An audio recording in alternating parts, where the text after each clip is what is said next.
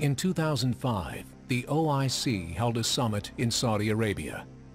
The group developed a 10-year strategic action plan, which included a directive to combat defamation of Islam. The term Islamophobia is the politically correct term they created, under which it rests the defamation of Islam concept, which they plan to run through the United Nations. It makes no apologies about that. It's quite straightforward.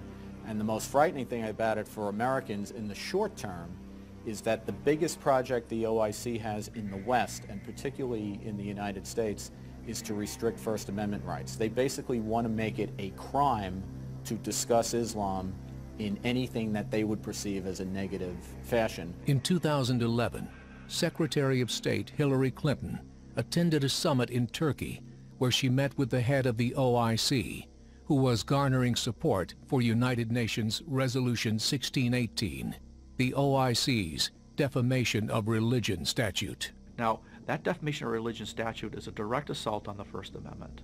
It's a direct assault on the First Amendment.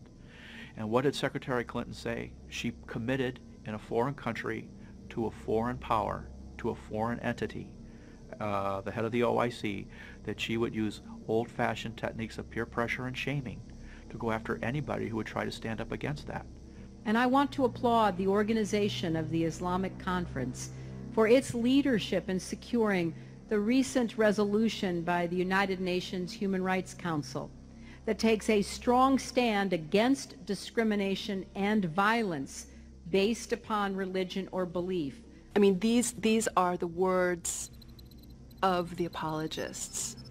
And that's not what public officials should be telling the American people. The American people need to know what's going on. And what the State Department is basically agreeing to is to have restrictions on speech that would incite what they would call hostility to Islam. Now, the only incitement you're allowed to prosecute under American law is incitement to violence. U.S. Ambassador Eileen Chamberlain Donahoe spoke to the UN Human Rights Council in March of 2011, supporting the resolution.